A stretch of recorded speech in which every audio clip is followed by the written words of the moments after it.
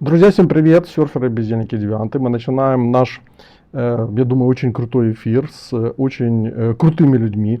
Один из них, Александр Смирнов, хорошо вам знаком. Это один из лучших креативщиков Украины, один из лучших моих друзей, с которым мы знакомы, наверное, 30 лет, около 30 лет. И много что пережили в своей жизни, в совместных приключениях, самых разнообразных. И Александр решил, так сказать, расширить наш контент и решил пригласить и помог пригласить одного из крутейших креативщиков мира, который входит в топ-50 таких самых крутых, уважаемых креаторов в современном мире, Марком Верде. Марк Верде из Амстердама, ну, во всяком случае, ту информацию, которую вот я посмотрел, говорит о том, что он из Амстердама, он достиг в креативном и в рекламном бизнесе просто сумасшедших высот, выиграл все призы, которые только можно было выиграть. И какое-то время назад он пересмотрел свои взгляды на жизнь и понял, что необходимо креатив направить на то, чтобы он стал более социальным, чтобы он стал более социально значимым.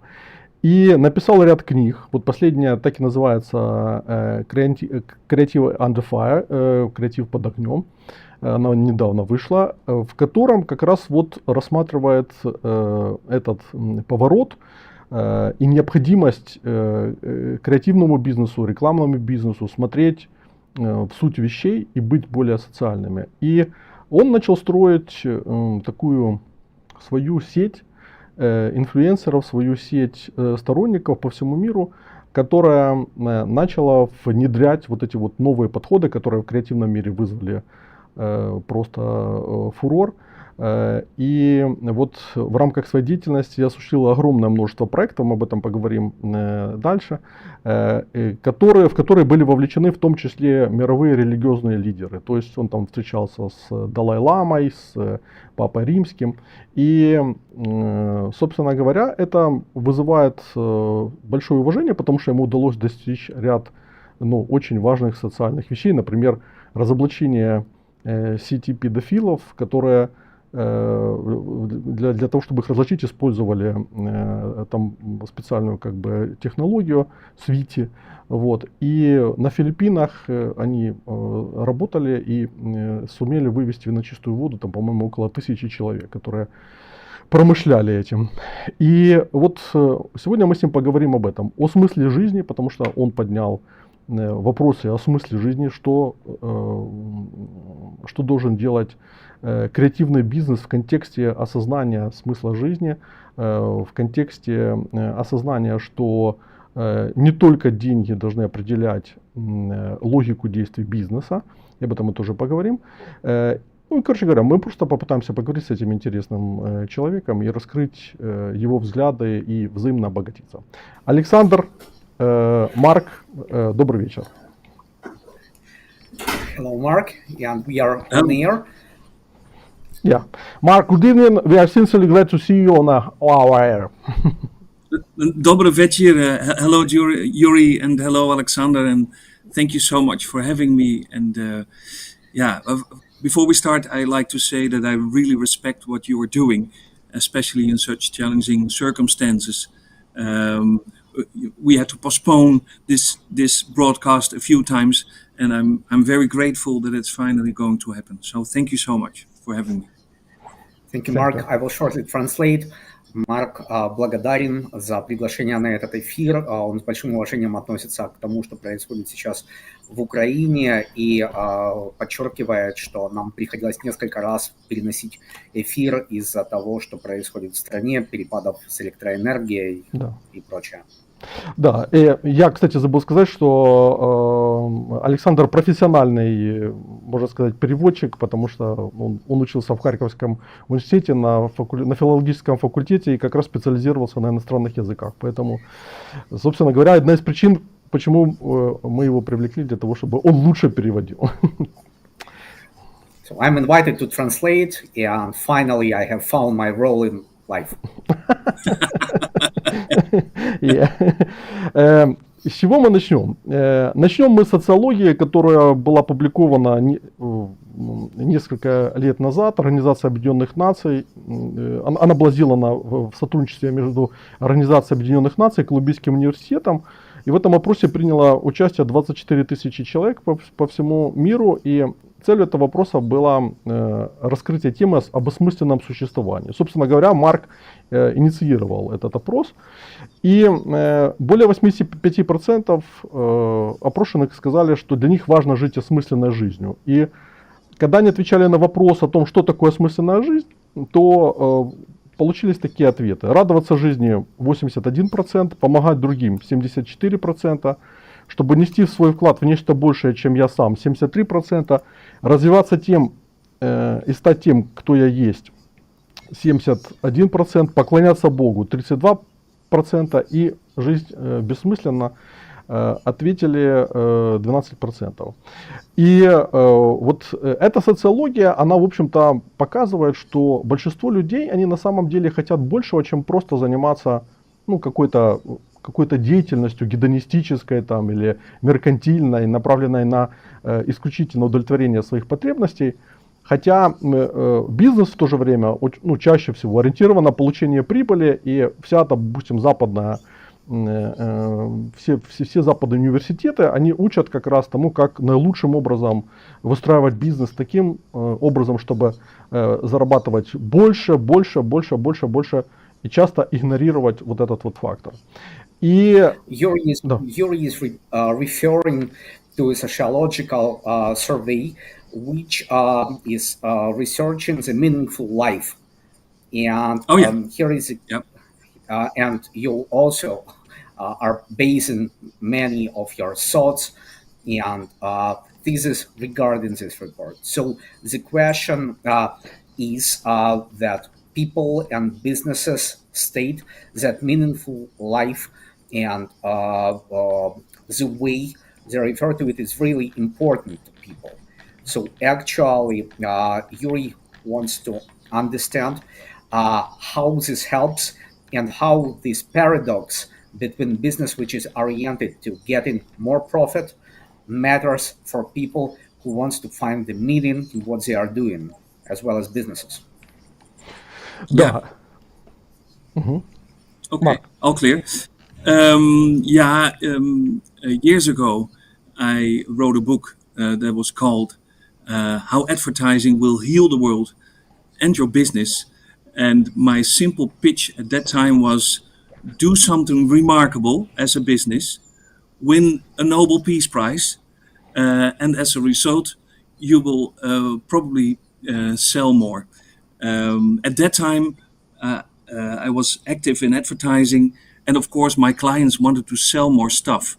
Over the years, I've been radicalized a little, and I only want to do good with my campaigns and advertising. But if we go back to that research, you are right. People want to live, want to live a meaningful life. And most of the people find meaning in helping others. But they find it difficult to make some time, have the right ideas, maybe don't have money, or lack the energy, and that's where brands can come in. So the brands that offer meaning, for instance, via supporting NGOs or peace work, are actually the brands that people prefer. So that's in a nutshell the research at that time.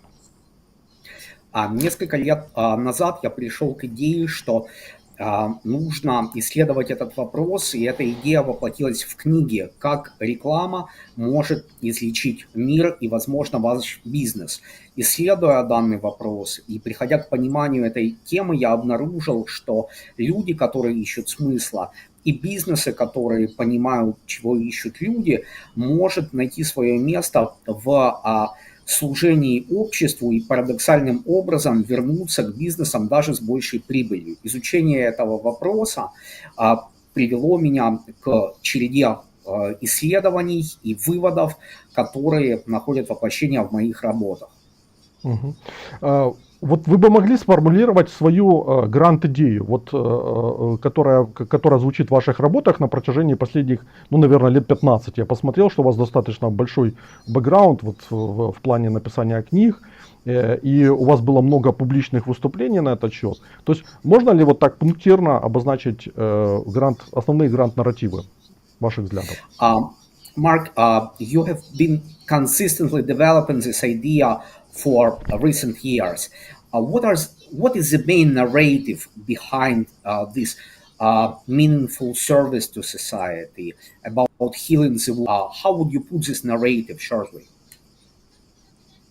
My narrative, or our narrative, yeah, in the end, I believe that the creative industry can and should do way more to, basically make miracles happen. And creatives and businesses can also do way more than just sell stuff. And I want to set an example in the creative industry that we can actually do way more to make this world a better place. So I'd like to go beyond selling stuff. That's also the reason why I've sold my advertising agency. So I'm solely focusing on setting examples that show that creativity can make this world a better place. Основной нарратив основан на том, что креативщики способны на большее, чем продавать продукты и услуги. Они способны сделать мир гораздо лучшим местом для нашего существования. И доказательство этого тезиса привело меня в том числе к продаже своего агентства, потому что для меня было важно показать своим примером, что служение обществу может быть той самой нишей, той миссией для креативщика, которая позволяет значительно поднять планку своих амбиций и своих планов. Вот в этой социологии, которую я зачитывал, ну, Марк, они, наверное, хорошо знают, меня заинтересовали вот следующие цифры, которые можно интерпретировать вот как растяжку. Что радоваться жизни хотят там 81%, помогать другим 74% и поклоняться Богу 32%. И при этом Марк встречался с многими религиозными, ну, лидерами, реально, как Далай-лама, Папа Римский там и прочие фигуры, это действительно фигуры. И вот какой опыт от общения он вынес с ними? То есть может ли он сказать, какое соотношение в их взглядах на жизнь, вот, собственно говоря, у них самих такой же, как у обыкновенных людей, вот этих 24 тысяч человек, которые были опрошены, или есть какая-то особенность, потому что они все-таки особенные люди, потому что они находятся в топе как бы мировой социальной иерархии, назовем это так, когда они представляют конфессии, и, собственно, это накладывает на них и огромную ответственность, и необходимость понимать жизнь, наверное, глубже, чем обыватель. Yuri is asking a provocative question. He's saying that based on the survey you've been researching, 81% of people say that they enjoy the life, and 32% say that they find meaning in serving to God. While you were meeting every, not literally, but every religious leader of the world, what is their proportion in understanding the meaningful life and serving? Is it the same as to normal people, or is it different? What is the balance between their enjoying life and serving to God?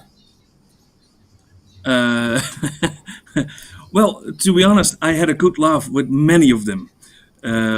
So I think they do enjoy life as well, just as ordinary people. But I also know that many of them feel the pain of the world intensely. So I thought I heard you talking about the Dalai Lama, and I know that the Dalai Lama wakes up every morning pretty early and cries for hours to suffer with all those people who suffer. So they feel the pain, but they also feel the joy and promote the happiness in life. Of course they do. Марк говорит о том, что, конечно же, эти люди наслаждаются жизнью, они чувствуют этот момент, но вместе с тем они испытывают огромную боль за мир. Далай-лама, с которым Марк знаком, очень рано просыпается каждое утро и буквально плачет несколько часов, потому что он чувствует в себе то, что происходит в мире, и пытается справиться с этим именно таким способом. Поэтому баланс радости и боли существует. И, наверное, он в большей степени подчеркнут у таких людей. Угу. А вот, допустим, когда вы общались с Далай-ламой, ну, может быть, вы приведете там примеры и общения с другими религиозными деятелями, то давал ли он вам какие-то советы относительно того, как, ну, собственно говоря, держать вот этот баланс, сохранять баланс между необходимостью ярких эмоциональных реакций, которые, собственно говоря, человека делают более человечным, и рацио, которое делает человека человеком, которое выделяет нас из мира животных и делает, возможно, более холодным, если доводить как бы до предела, там, да, но позволяет тщательно продумывать свои поступки и планировать свою жизнь. Yuri is asking, for example, when talking to Dalai Lama, has he ever given to you an advice how to keep the balance between bright emotions and feeling rational? How to find the balance between those feelings that makes us human and those logics which makes us act properly?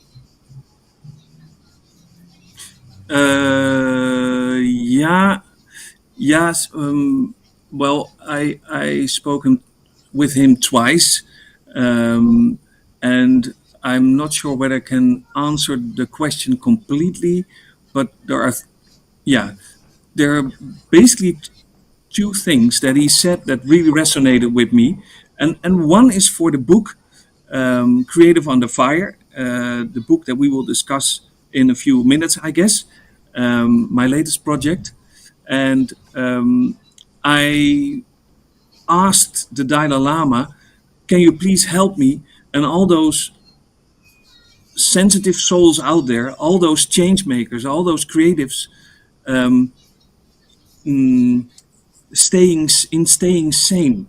You know, there are a lot of creatives trying to make this world a better place, but it's hard to stay sane while trying to solve insane problems. And basically, he gave one of the best tips of the book to me. To be honest, I expected a sort of fake answer, maybe even a joke, but it was very helpful to me. So he said, Mark, it's very important to keep the balance and stay in control, even when you are facing harsh realities, even if you see the most horrific things, the things you want to change, there are some things you can actually change. And he said to me, Mark, you have to change, you have to train your switch. Creative people like me and like you, Alexander, and maybe also you, Yuri, we are very sensitive, and we use this sensitivity to find solutions. So we don't want to suppress the sensitivity, but we need to make sure that we are not getting overwhelmed all the times when we see horrific things. So the Dalai Lama said to me, you have to train the switch so that you can feel that you are in control all the time. And you can train the switch, which is basically a way of embracing horror and letting it go by, and I did this for 1 year, by picking an article from the newspaper, just a random article, but it has to be bad news. And well, there is bad news all over the place. So you just randomly pick an article, choose an article, and for 10 minutes, you set the timer.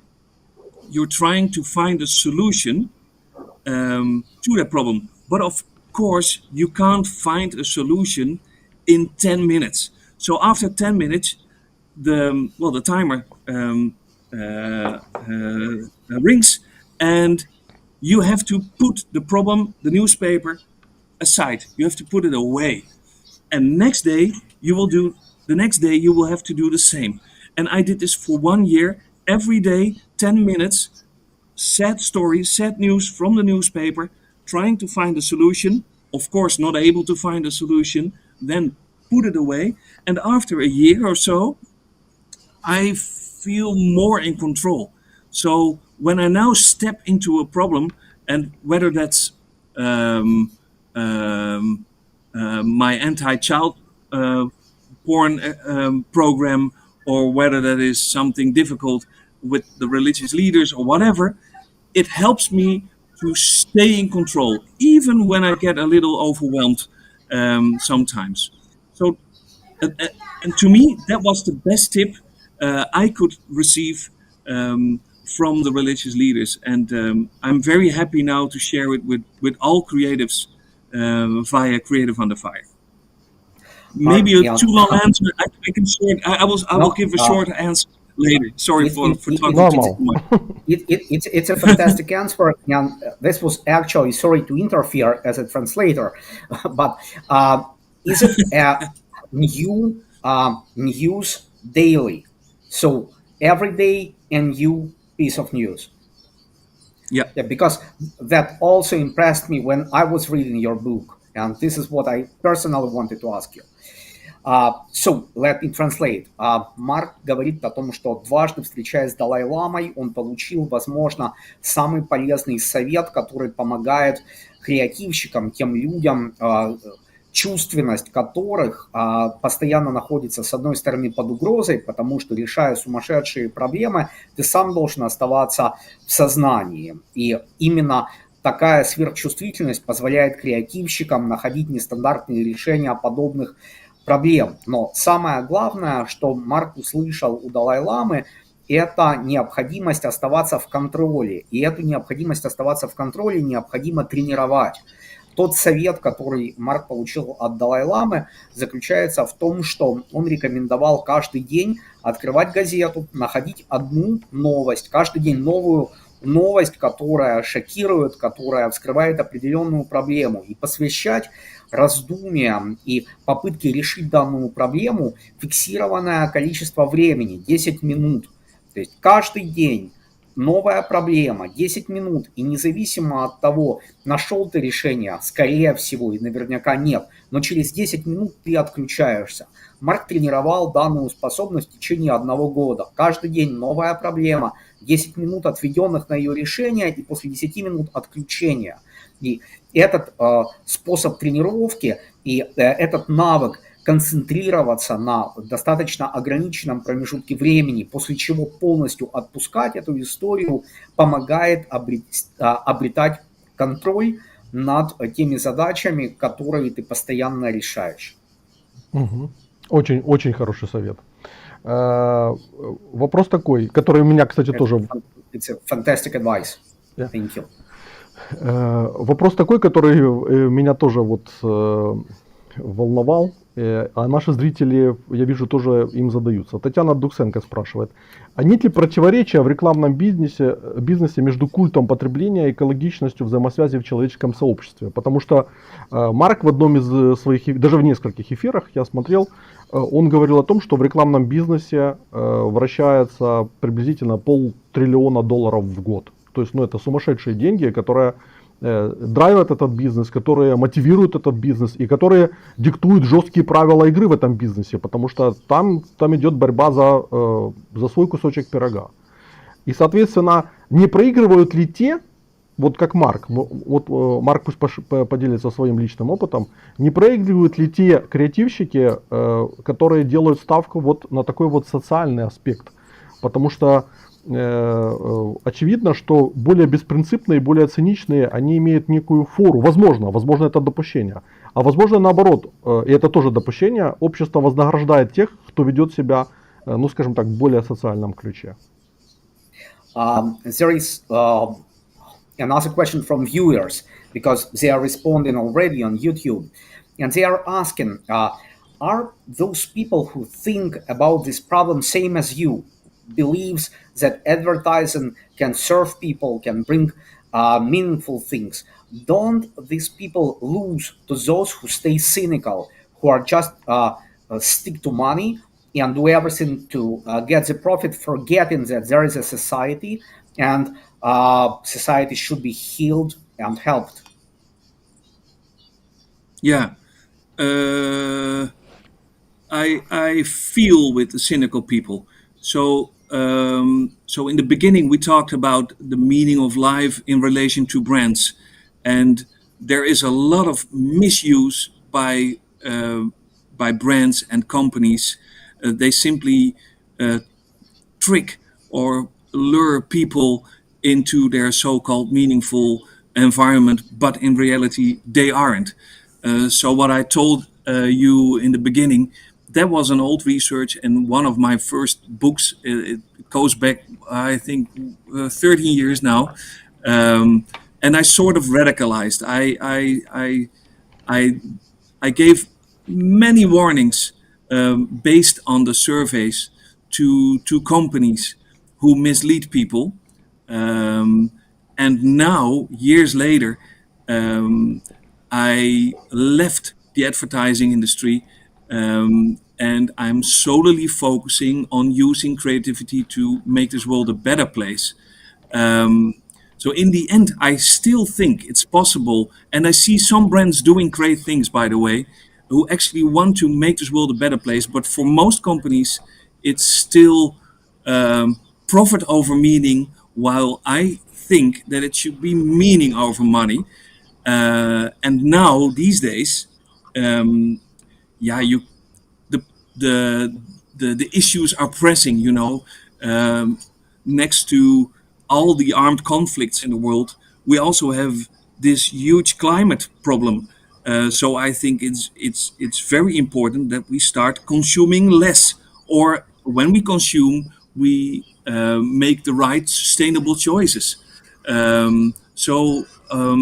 I started believing in the degrowth trend, and that's quite controversial when you talk with commercial brands, except of course for Patagonia and a few others, but it's still niche. I do understand and feel with the cynical, more cynical or realistic people watching this show. I hope this helps. Марк понимает, что может быть и циничный взгляд, но это вопрос вашего выбора.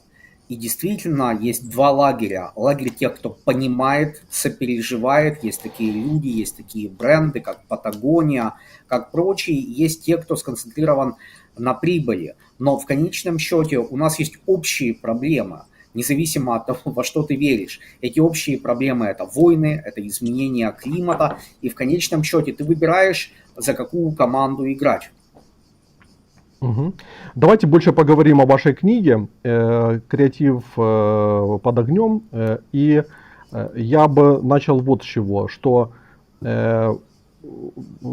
Саша знает этого писателя, Пелевин, российский писатель, русский писатель, наверное, один из величайших писателей современности в русской литературе, который как раз очень много посвятил своих книг креативу, креаторам. В одной из книг поколения Generation P креаторы, собственно говоря, они управляют по большому счету Россией, и в каком-то смысле его книги стали пророческими, потому что спустя 20 лет мы видим, как в России креативщики превратились в мощнейший инструмент власти. Они стали частью власти, и причем на таком уровне, который позволяет создавать альтернативную реальность в головах у людей, и эта реальность потом становится реальной реальностью, она превращается в наше бытие.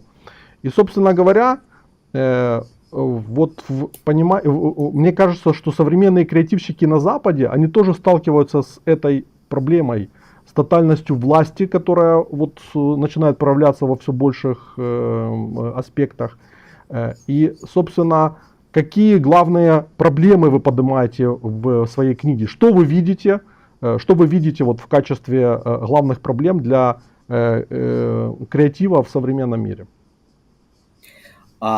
Yuri wants to talk a little more about creative under fire, and he's quoting a very famous Russian-based writer. He's called Viktor Pelevin, and one of his first books, you're probably not aware with it, but it made a lot of buzz and noise in Russian-speaking community for 25 years. And he is writing about creatives, and in some way it has become a prophecy, because now what we see in Russia, for example, this is a power which is united with a lot of thinkers and creatives, and together they build a new reality which starts from creative side of you, influences society.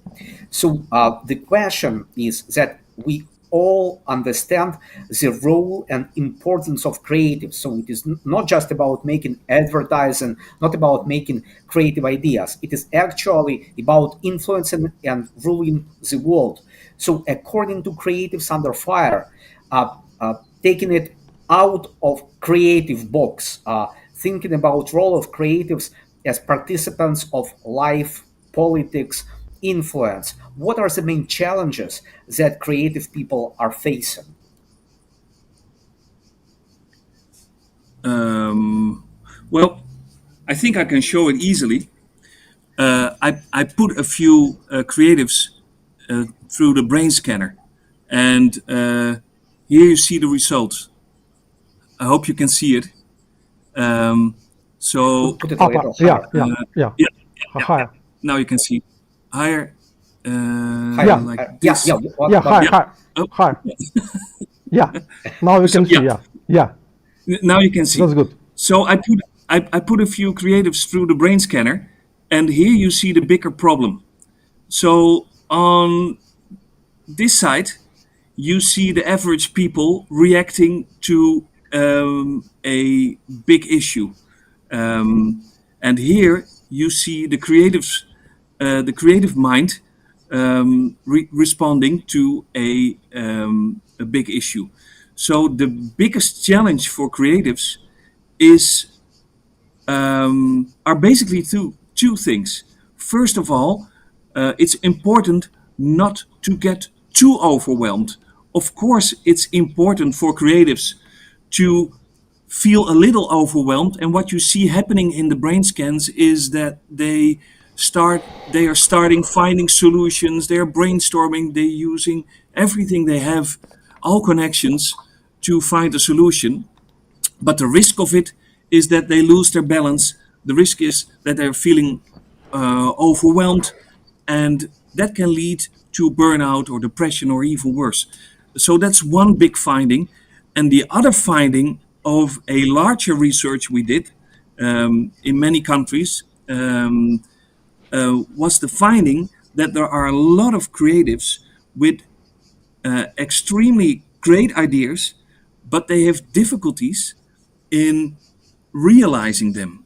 These people, and it's a big chunk of the creative group, have problems with working together or reaching out to other types of people you simply need to make things happen. So think of go-getters or the achievers or people you normally use to set up big projects. So these are the two challenges I think that creatives need to overcome to contribute to the problems they want to solve, and all the problems we all see happening now. Is that an answer that? Yeah, I think so. Absolutely. Марк говорит о том, что ответ очень прост, и исследования, которое он проводил, и результаты которого освещены в книге, показывают, что креативщики по всему миру, я напомню, что исследование состояло из двух блоков. То есть первый блок – это было сканирование мозга креативщиков и наблюдение с помощью электроэнцефалограммы их реакции на какую-то серьезную проблему. И в данном случае электроэнцефалограмма креативщика была сопоставлена с реакцией человека некреативных профессий. И вот тот скан, который показывал Марк, наглядно демонстрирует, что происходит с мозгом креативного человека. То есть он воспален, возбужден гораздо сильнее, чем мозг обычного человека. Поэтому первая и основная проблема, с которой сталкивается креативщик уже в силу особенностей своей психики, в том, что он гораздо сильнее возбужден и перегружен, сталкиваясь с проблемой. Поэтому первая задача креативщика – это реально не сойти с ума, не потерять баланс, не впасть в выгорание или в депрессию, потому что мозг возбужден и перенапряжен гораздо сильнее, чем у обычного человека, не креативной профессии. Вторая проблема связана с тем, это показывала вторая часть исследования, которая была посвящена уже опросам. Так вот, оказалось, что креативщики испытывают сложности, потому что для продвижения своих идей им необходимо кооперироваться с другими типами людей, с ачиверами, карьеристами, интеграторами, с кем угодно, кто позволяет взять идею и воплотить ее в жизнь. Так вот, креативщику для самореализации эти люди необходимы, но у креативщика есть сложности с тем, чтобы работать в команде с людьми других типов. То есть они могут уставать, выгорать, конфликтовать и прочее. Поэтому две основные вещи. Первое – это возбужденный мозг, и второе – это командная работа. Это две основные проблемы, с которыми сталкиваются креативщики по всему миру. Тогда в этом контексте важный вопрос, логично возникает вопрос, а как он, как сам достигший высот в креативе, вот таким вот творческим людям, советует сохранять здравомыслие при решении как творческих задач, связанных с бизнесом, так и таких глобальных проблем вроде тех, что пытается решать он. Собственно, этому посвящена вся книга, и все исследование. То есть Марк пытается найти ответ на этот вопрос и дает практические советы, каким образом справляться со всеми этими сложностями. Но сейчас услышим ответ от автора. Mark, we clearly understand that you devoted a whole book, Creative Under Fire, to the answer how to cope with it, how to not be overwhelmed, how to keep sane. But briefly, for those who haven't already read the book, can you shortly give a few hints how to keep sanity for creatives? Yeah. So you mentioned the book title, Creative Under Fire. So that title might be a bit misleading for your audience, Yuri. Because it might suggest that it is a guide or a survival guide for creatives in wartime, but that's of course not exactly the case. Although I've gathered some insights from creatives operating in those situations. So the book was written for, the fortunate people like me, for those who are still safe and have the choice to use the talent to make this world a better place. But let me give you a few tips. Of course, one of the tips I very much like was the tip I already gave, the tip from the Dalai Lama. He said, train the switch. Mm-hmm.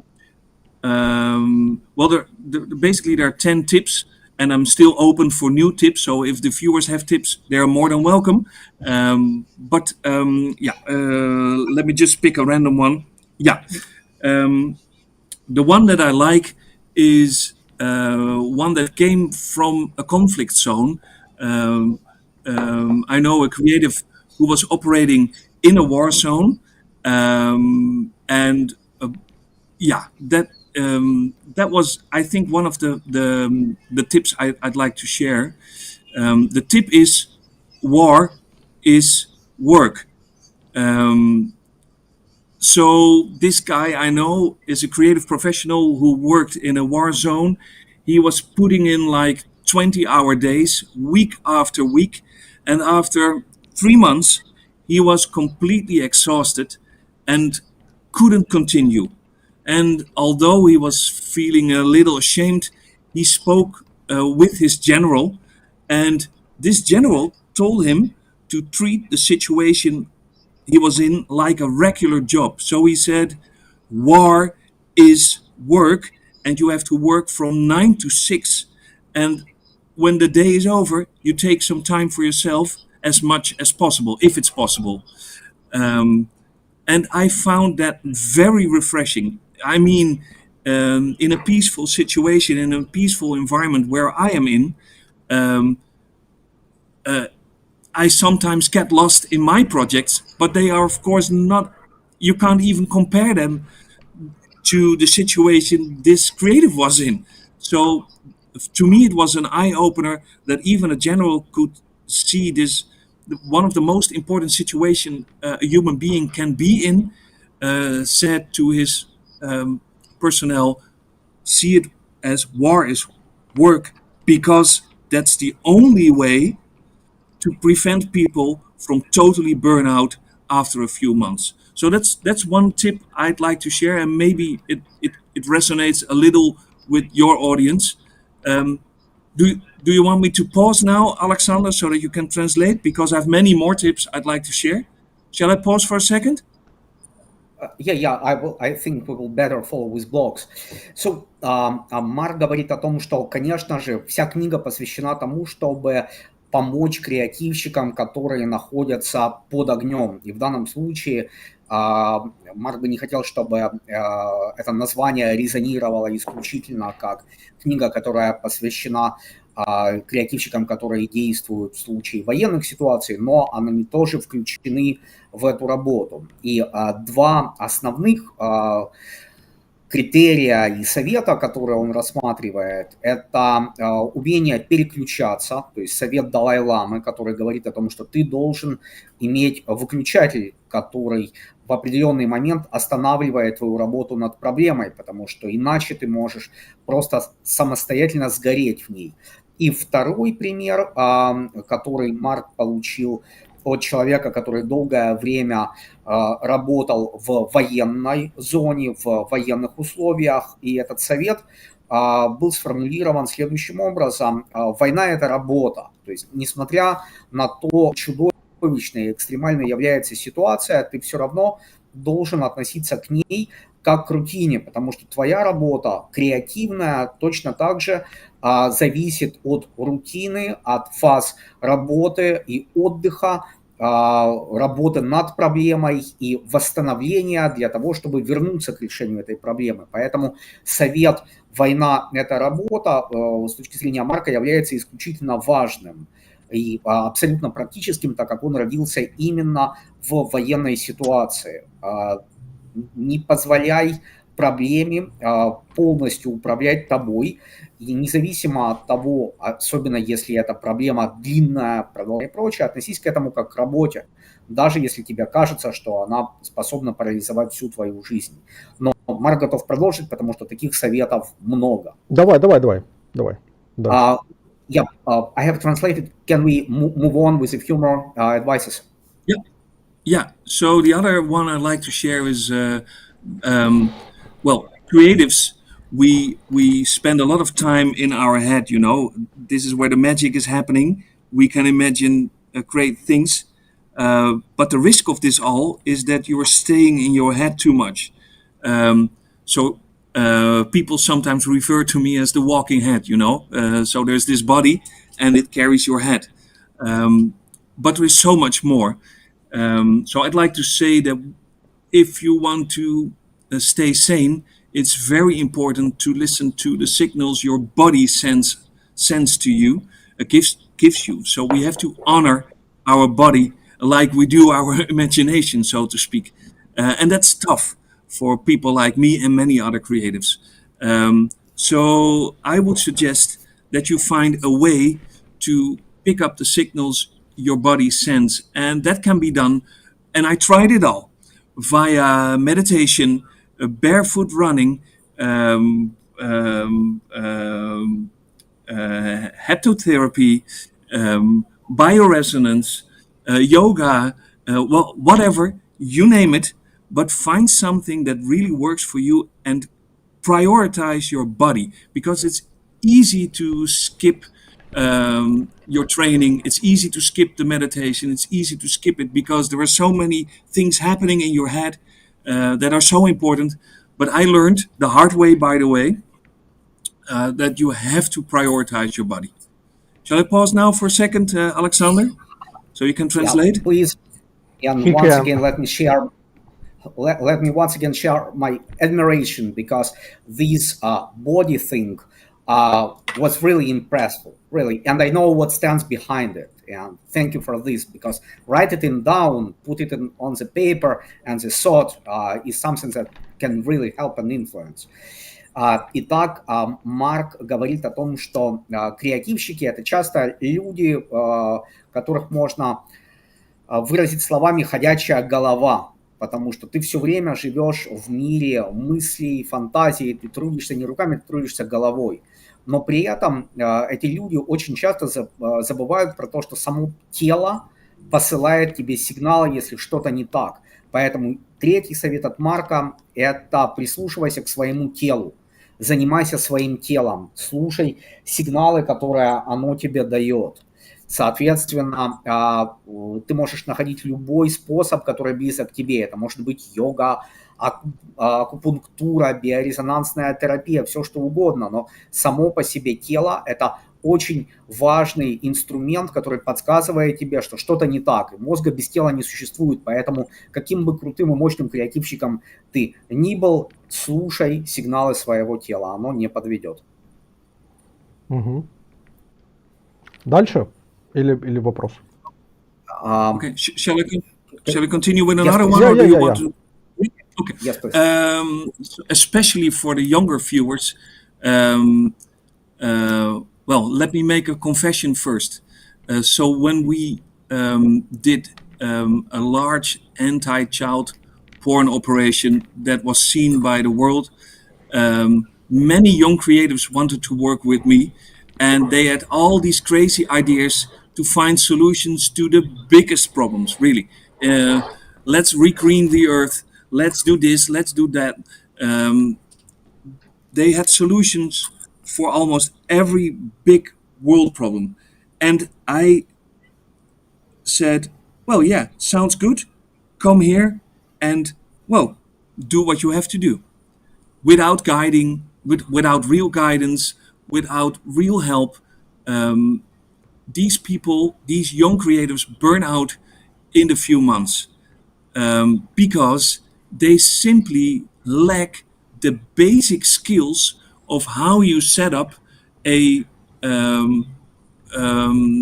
typical project that changes something. So especially to young creatives, I like to say, please start small. If you want to do something against climate change, don't try to change the world with one big program, but start in your own street or in your own village or in your own city with smaller things. Start small. There's nothing to be ashamed of because you will learn how things work. And this is something I hear from many young creatives as well. They say, I don't want to work for a commercial company. I want to work for an NGO. I want to do great things. But there is nothing wrong, nothing to be ashamed of, to work for commercial companies and brands to learn how to set up campaigns, to learn the tricks and the tricks of the trade, basically. So yeah, that's my little advice to younger creatives. I think you can translate this a little shorter, Alexander. I hope so. Yeah, I will think small. Идея в том, что, и это особенно актуально для молодых креаторов, которые пытаются в своем креативном порыве охватить огромные проблемы. Но когда ты работаешь с огромной проблемой, ты пытаешься поднять зачастую неподнимаемый груз. И Марк очень часто видел это, особенно после гигантского успеха компании Свите, которая стоит отдельного упоминания. Марк увидел огромное количество молодых креаторов, которые хотели работать с проблемой климата, озеленения и прочего, но через несколько месяцев они выгорали просто по той причине, что они взваливали на себя непосильную ношу. И совет Марка такой: если ты хочешь что-то делать, думай по-маленькому, начинай с маленьких шагов. не нужно работать над проблемой озеленения всего мира. Начни с озеленения своей улицы, начни с озеленения своей области, своего города, района, а потом подумаешь о земле. То есть разбивай задачу на малые подзадачи, чувствуй результат, и тогда ты сможешь протянуть дольше и сделать больше. Угу. То есть он говорит, по сути, о структурировании деятельности. Кстати, это очень актуально для многих украинцев, которые на Неве креатива с первых дней войны работали, очень активно работали, там, противодействуя там, российской пропаганде, способствуя продвижению там, каких-то наших нарративов на российскую территорию, в самой Украине. И многие тоже столкнулись с проблемой выгорания, когда ты, ну, собственно говоря, месяцами бежишь, вот, а потом теряешь вот этот глобальный фокус как бы с горизонта и увязаешь в рутине. И мне кажется, вот совет Марка это как раз по поводу того, чтобы постоянно себя держать в тонусе через череду маленьких побед, которые ты ставишь задачи соразмерные тому, что ты можешь сделать, постепенно, возможно, там повышая планку задачи, и тем самым и поднимая свою планку, и достигая больших результатов. Yuri is saying that this is a fantastically topical advice for Ukraine, because many creatives facing Russian propaganda from the beginning of the world also faced a burnout, because you just cannot keep the global focus for a very long time. But when you start structuring the activity and transform it in think small, as you put it, a number of small victories, a number of small events which can be measured and transformed into small achievements that can really help, because instead of a global focus which is lost due to burnout, you can have something small and feasible. So it is fantastic advice as well. Thank you, Mark. No, thank you. Продолжаем. You want me to continue or other questions? We can continue or other questions. Or we can ask you other questions. Whatever you want. I can go on for hours if you like. Okay.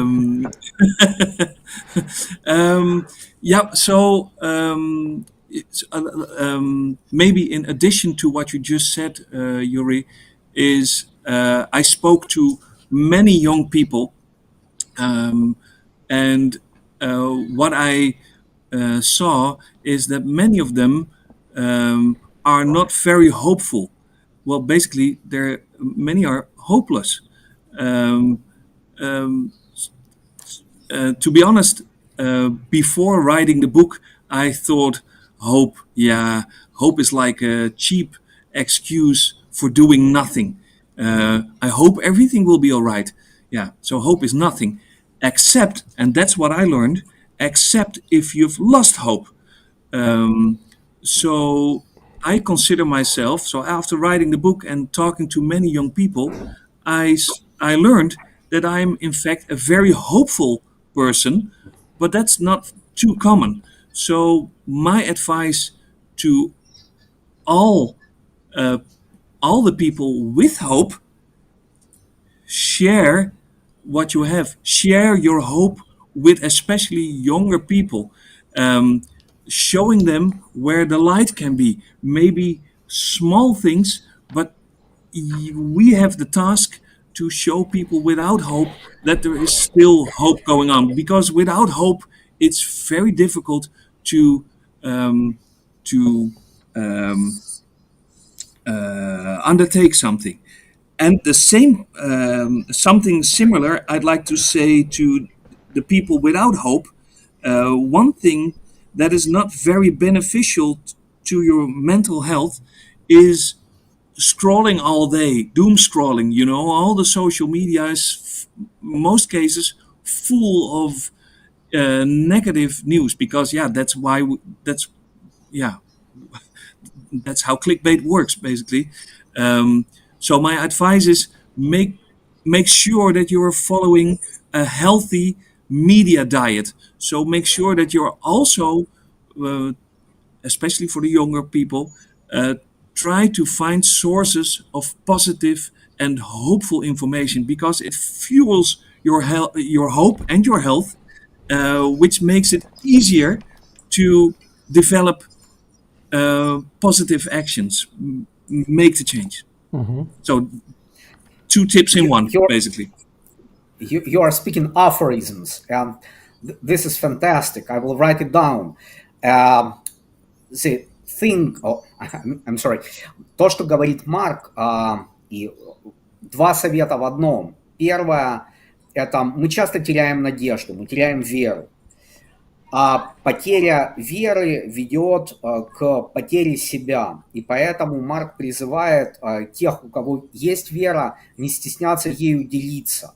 Как бы наивно это ни звучало, если вы видите свет в конце туннеля, расскажите о том, что вы видите, потому что медиа, новости, повестка, все это приводит только к потере надежды и веры. И многие, находясь в этом тревожном контексте, становятся, даже если они видели и видят огонек надежды, они теряют этот фокус. Но если те люди, которые видят его, будут чуть смелее им делиться, это может оказать большую поддержку и для креативщиков, и для некреативных людей. И второе, что очень важно, и меня лично потрясает способность Марка так точно формулировать вещи, это здоровая медиа-диета. Каждый из нас ловит себя на том, что мы переходим в формат такого homo media, это я уже добавляю от себя, медиа-сапиенса, который постоянно скроллит новости. Но это перепотребление, точно такое же, как неограниченность в еде, в алкоголе, в чем угодно.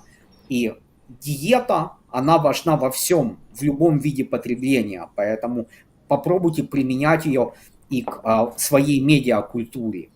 2 совета. Делитесь надеждой, делитесь верой и соблюдайте медиа-диету. I'm just admiring the media diet thought. It is really fantastic. And the way you put it. I stole that from someone, from Michiel de Gooijer, the founder of Bright Vibes. They bring positive news every day. So he promotes the healthy media diet, but it's a great way of saying that saying what you just said. Yeah. And there is another research which is saying that I suppose it was Canadian, that there was a newspaper, a totally invented one, with 50-50 news, bad and good, and people were more involved into reading bad headlines, and the proportion was 70-30. So it's scientifically proven that we are enjoying worse news, and post-news culture takes us even worse, because once tabloids and newsmakers understand that clickbait comes from bad news, they start to keep the proportion not 50-50 and not even 70-30 and even more. So we are just swimming in the ocean of bad news because it is a clickbait, it is money. Yeah, big money. Я хотел бы задать вопрос, там короткая реплика, я думаю, что Марка стоило бы познакомиться с Арестовичем насчет позитивных новостей. Я думаю, он бы мог немало рассказать ему на предмет того, к чему ведет насыщение как бы позитивными новостями в условиях фундаментального кризиса. You're saying that there is a It's an ironic sentence. There is a big Ukrainian thinker who has a very deep experience in sharing good news with society, who struggled and suffered because of doing it. So it's a very sensitive thing how to make good instead of bad on Ukrainian experience. Yeah, it's really difficult. Yeah. Hey, so shall I share one simple last tip and then maybe some other questions from the viewers, or maybe you have some other questions, because I almost feel like reading out my book. One final tip and then see what other questions are there. Есть еще вопросы, вот, которые от наших зрителей в контексте того, что мы говорили. Please share the tip, and then we'll move on because we have so many viewers' questions. Okay, cool. Okay, simple and short. It's important for people who want to make change that they create safe spaces. Well, yeah, of course, safety first. Of course, you have to ensure maximum physical safety for your team, especially in war zones, of course. But in my book, I also refer more to it as a sort of state of mind for the team. What I found is very important is that everyone in the team should feel heard and able to share ideas and feel safe to do so. So try to keep the project inclusive and avoid strict hierarchies, encourage open talks about fears and challenges and check on each other's well-being. So the leader also should share his own concerns, which is pretty challenging and difficult. But in the end, a safe space, like a mental safe space with the team, is created together and is not imposed. So the best thing, what I found, is to define together what a safe space means and respect it fully. So make sure that everyone, even those who don't speak up, and especially under creatives, there's a pretty big group who don't dare to speak up, but that this group feels protected, and very important, that they have the feeling that they can join or leave the project without any consequence. I think that's very important to create this this feeling of safety. Well, I hope you can translate this.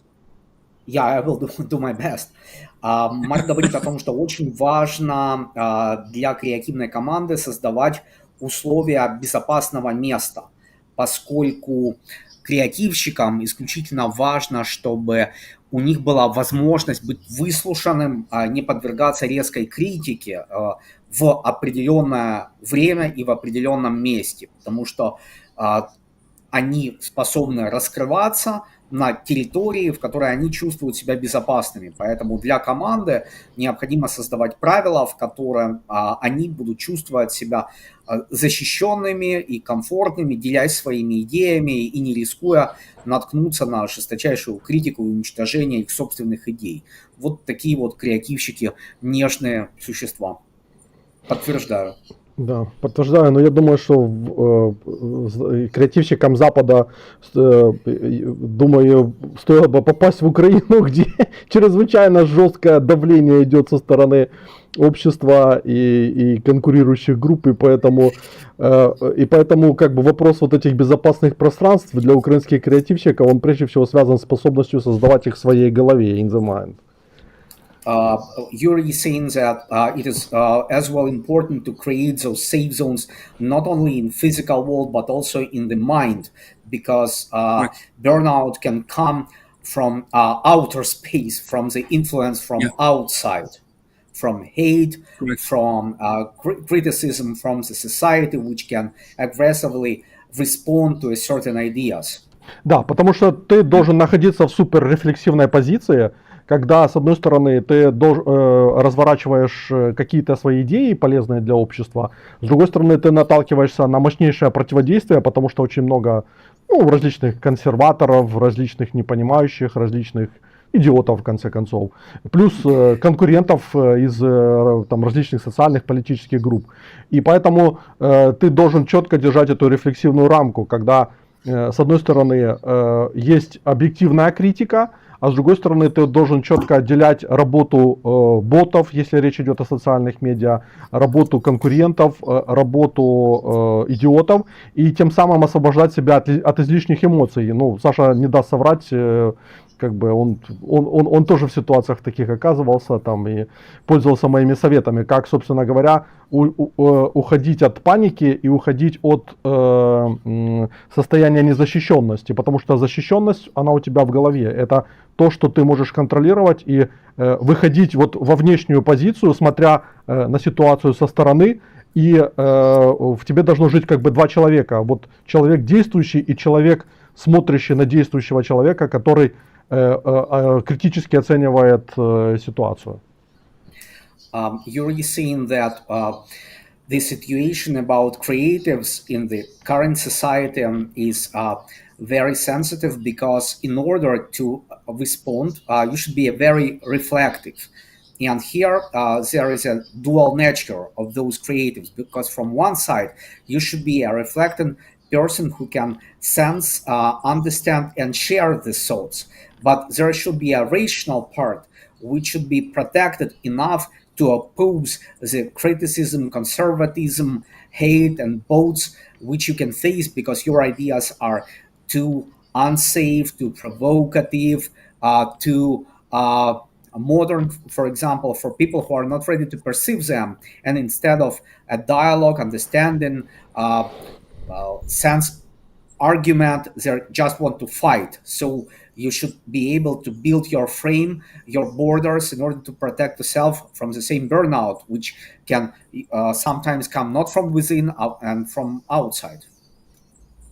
Very wise. Thank you. Вопросы от наших... Или мы продолжим по типсам, как бы продолжим, или перейдем к вопросам?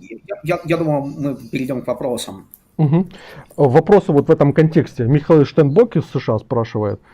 Юра, спроси, как гость борется с главным демоном рекламы, обманом и введением в заблуждение, когда бренды продвигаются за счет ценностей, которые не разделяют, лгут о своих продуктах и так далее. И в развитии этого вопроса Виктор Кореневский. Идея социальной ответственности была выдумана как способ эмоциональной разрядки общества из-за сознания, что есть грандиозные проблемы. Но не является ли это продолжением оболванивания индивида?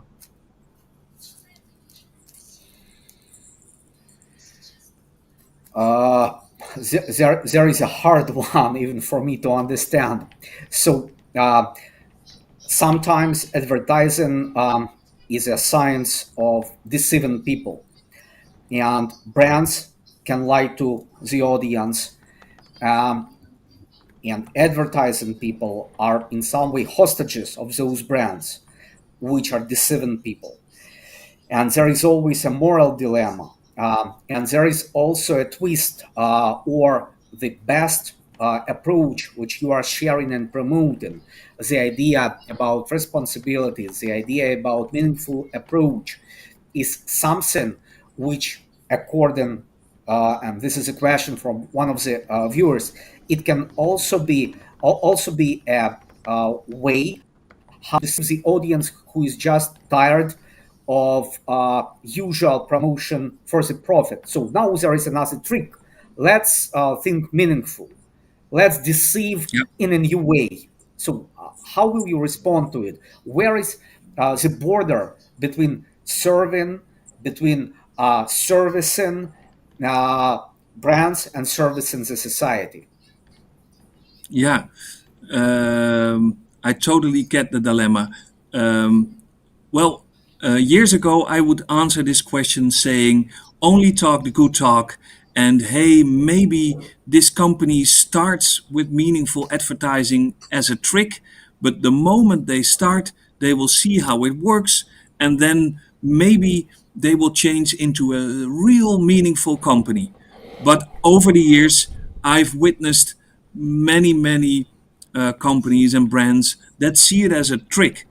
And to be honest, I can't stand these companies, these phony companies anymore. And in a way, it's criminal to mislead your audience. Maybe not as well in a moral way. So my advice now would be, if you find out that it is really a trick, you have to warn the company that in the end it will hit back. And if they want to neglect that warning, you can always decide not to work for a company that uses meaningful advertising as a trick. And in a way, that's the biggest service you can give to the world. Well, simply refusing to work for all those fake meaningful companies, because they also damage the companies And luckily, there are also great companies.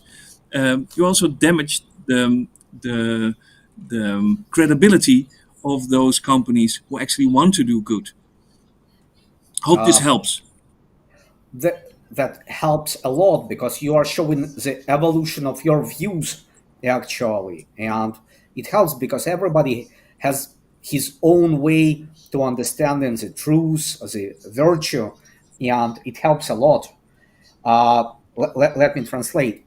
Марк говорит, что если бы ему пришлось отвечать на этот вопрос раньше, то он бы сказал, что если это хорошее дело, если даже оно начинается как рекламный трюк, начинайте делать, потом вы увидите пользу от того, что вы приносите пользу обществу, и вы сами изменитесь. Но наблюдая большое количество компаний, которые не менялись, на сегодняшний момент совет Марка – это не работайте с такими, предупреждайте их, что если вы не воспринимаете служение обществу как нечто важное, если для вас это всего лишь трюк, то это может обернуться для вас большой проблемой, потому что, во-первых, обманывать людей – это уголовная ответственность, во-вторых, вас раскроют, с вами не будут работать, вы сможете наткнуться на ситуацию, когда ваша репутация будет уничтожена. И на сегодняшний момент Марк и не работает, и не рекомендует самостоятельно работать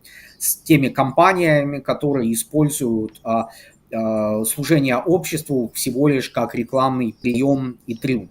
Но от себя я хотел бы добавить, что есть большое количество кейсов, которые на сегодняшний момент показывают, что заигрывание, вот такой вот газлайтинг с темами служения обществу, попыткой бросать кость общественным организациям, экологам и прочим, оборачивается большим негативом. Мы помним скандалы Volkswagen, который подделывал результаты выбросов СО2 и был оштрафован на сумасшедшие деньги, и все это привело к обвалу продаж. Мы знаем гигантское количество ситуаций, когда бренды даже в Украине, пытаясь заигрывать с общественным мнением, выводили новые продукты, линейки и проигрывали и рыночные доли, и судебные акты просто по той причине, что людей не так-то просто обмануть. Угу. Вопрос такой еще, такой фундаментальный вопрос. А вообще какая цена креатива? Виталий Гоглов спрашивает. Какая цена креатива? От цены будет зависеть, имеет этот креатив смысл или нет? Я бы еще расширил. Цена и ценность. Потому что цена может быть высокой, а ценность, в том числе социальная, нет. И наоборот. The question is about money. So the question from the viewer is how much is creative? And what is the ultimate price and the value? How would you measure it? And what is the difference? Well, I can give many answers to that question, but maybe can you please help me and rephrase it a little? Because there are so many things you could say about money and creativity, but could you please specify a little more? Надо конкретизировать этот вопрос, потому что ответов есть гигантское количество. Собственно говоря, являются ли деньги ключевым оценщиком? Ну, я расшифровываю, потому что это зритель этот расшифровку не дает, но как я понимаю, являются ли деньги ключевым оценщиком креатива? То есть, условно говоря, если креатив заслуживает больших денег, то, собственно говоря, он имеет значение. Или же креатив может не получить деньги, но может иметь большую ценность, как бы там, да. Вот. И, собственно говоря, что работает вот в этом мире, где 500 миллиардов долларов вращаются в креативной сфере, что работает лучше?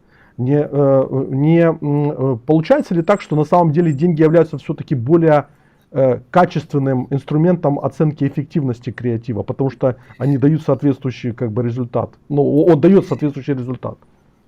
I will paraphrase it once again, because now we are trying to find the right form for the question. The industry of creativity is measured in money, for sure. Every market is measured in money. And when you are putting it in a different way, saying that creative is not only measured in money, it is also measured in social impact. Where is the edge? And how the social impact can be managed, if not in money, and how to find the balance in evaluating the social impact if everything is covered by money. Yeah, well, not everything is covered in money, because can you buy a healthy planet? Can you stop a war with only money? So I think in a way creativity is can make the translation between money basically creativity is the can transition money into other values. We used to talk about money. If you put money into a creative company, they will generate sales for you. But what you see now is that impact is way more important than money. I think many people would love to give up a huge part of their wealth to create a healthy society, to create a healthy planet, to create peace. So money in itself is basically nothing. And since the issues around us are becoming bigger and bigger and bigger, you will see that there will be a transition from money focused to, hey, how can we change money into impact? And this trend is already, pretty much visible when you talk with investors. So many impact investors, and they are growing and growing, of course want to know what the price of things is, and what the price of a campaign is, and what the investment is. But in the end, they want to know what the impact is. So when I invest this dollar, how much impact does it yield? I already know people who are not interested in financial return on investments, but only want to know what the impact is. They only look at the impact return. So I think it's just a matter of time. So maybe now it's difficult to say what is more important, blah, blah, blah. But since there are so many issues going on, you will see that the impact in itself is getting more and more valuable than, well, I would say ever. So yeah, money is still important, but it's way more important to find the upside and change it into impact. Not sure whether this totally answers your question, but this is how I see it. Очень тяжелый вопрос, потому что деньги играют с нами дурную роль. Мы привыкли к тому, что деньги являются мерой всех вещей. Но если ты изменяешь фокус, оказывается, есть вещи, которые нельзя поменять на деньги. Ты не можешь оценить в деньгах стоимость окончания войны. Ты не можешь оценить в деньгах оздоровление планеты. И в определенный момент разговор из традиционного возврата инвестиций превращается в оценку результатов, которые уже не измерить деньгами.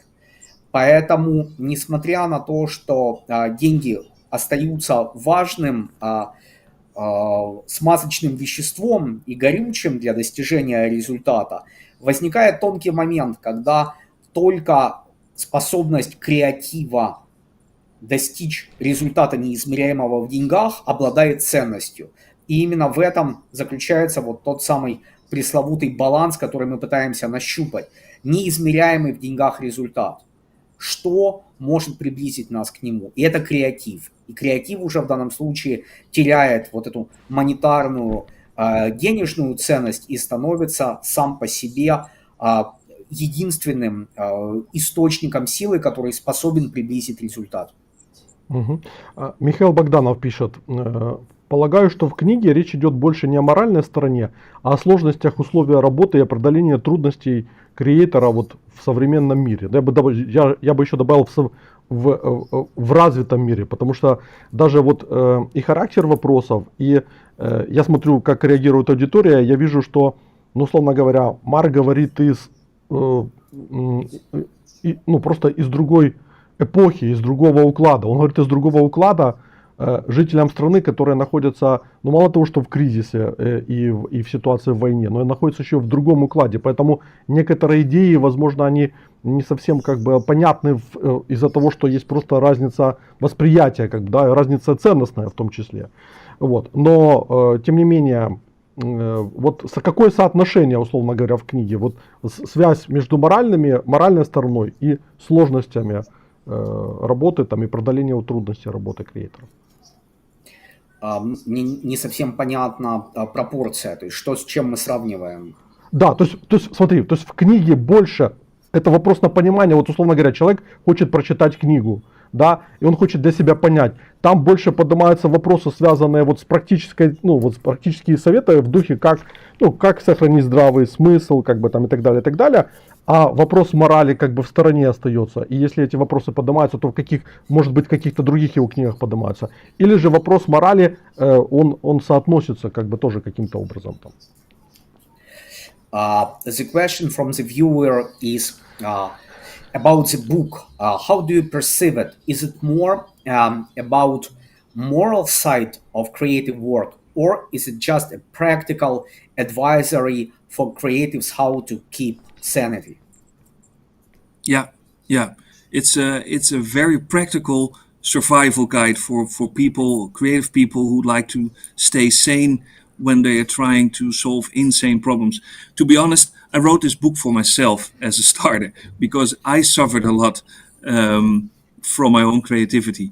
And when I was working on it and finding my tips, I thought, and I spoke to other people, I found out that it resonated with the creative community as a whole. So yes, it's a very practical, I hope it is a very practical guide, and my intention is that it helps to keep creatives who already made a choice to use their talent for good, to keep them a little bit more sane, so that we can all create the impact we all need.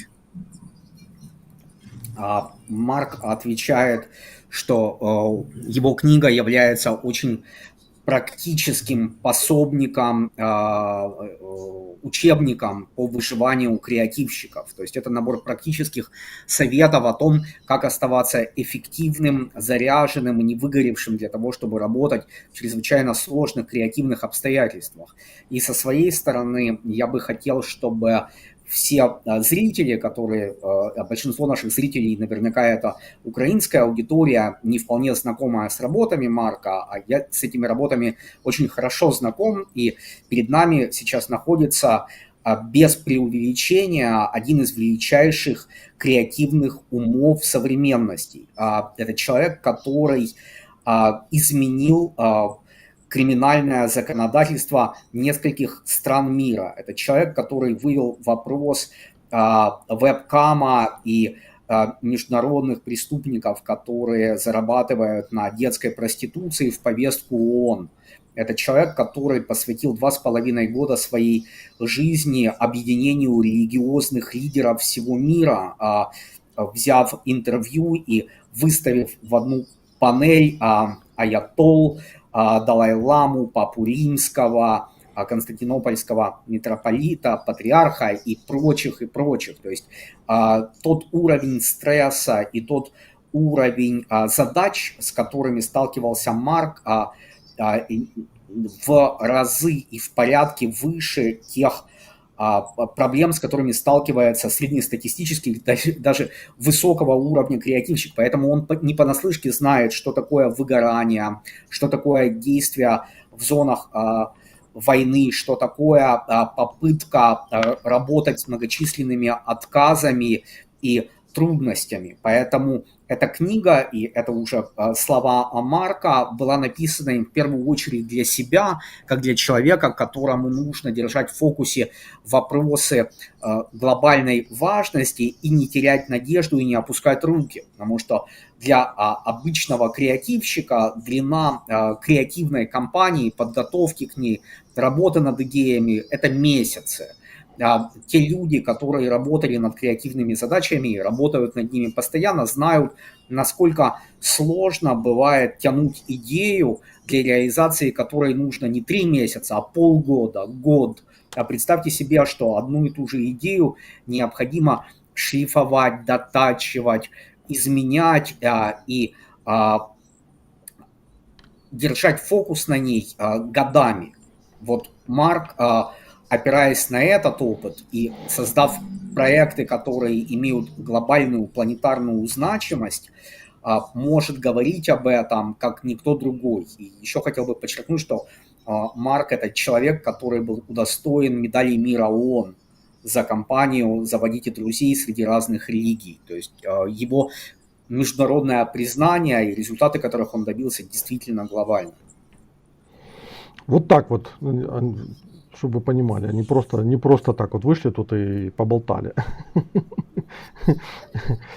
Смотри, ну я думаю, что в принципе мы можем заканчивать уже. Вот мы как-то здесь есть еще один, вот ладно, еще один вопрос задам. Вот как он соотнесется вот к этому тезису нашей зрительницы Татьяны Духценко. Она говорит: современный мир устроен хитро, нам постоянно обещают превысить ожидания, на самом деле эти ожидания просто обманывают. Но люди продолжают гнаться за призрачным миром, идеи которого закладываются в том числе вот креативщиками. Вот что бы он на такую сентенцию сказал? Mark, the question is, what is responsibility of creatives? Because there is another question from viewers who say that the world is cynical. Creatives are trying to make a better picture for the world, and sometimes they believe in it. But still, there is a rational and cruel world which can use the benefits of those full-hearted people. How not to be deceived even in your best intentions? Yeah, I totally get that question. I think one of the most important things again is, and I don't want to repeat myself here, but I have to, is that it's important to work as a team. So together you can way better judge whether your talent is being misused than being on your own. So I think the key here is to make sure you're not doing this alone.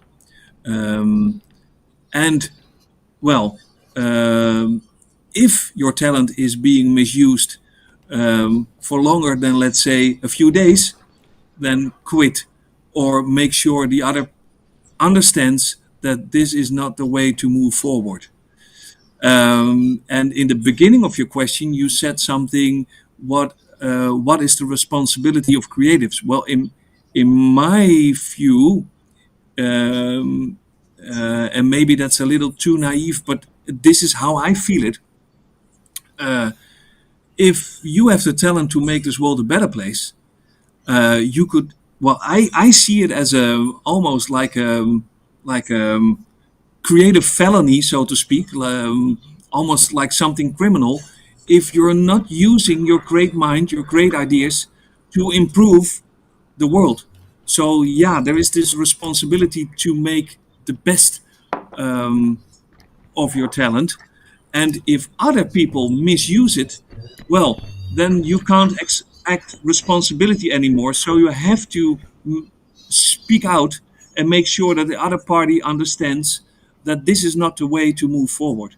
And I know it's not easy to speak out for yourself. And that's why I'd like to say, never do this alone. Always act as a group. Always act as a team.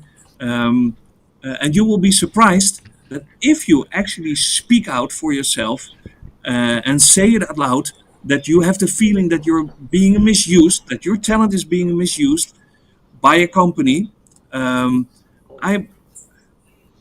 pretty confident that the company will respond accordingly, which could mean that they say, okay, if you're that responsible, if you're that strict, then we can't work with you anymore. But there is a chance that they say, and this sounds a little naive, but I've witnessed this myself. You're right. We have to do this differently. So that's my answer to it. It's not perfect, and it will be difficult. But in the end, well, yeah, you have to look yourself in the mirror and say, is this the work I I want to make? Is this how I can make this world a better place? Is this really what I want? Or is there a lot of creative ideas in my pocket that I need to bring to the world? And if that's the case, I think you should go for And it. it corresponds to the article in your book regarding the chapter in your book regarding the light which you see. So if you see the light, speak up, share this light, the hope, Yeah. and let everybody else see it. So this is a way to unite creatives and to ignite the team, if I understand you right.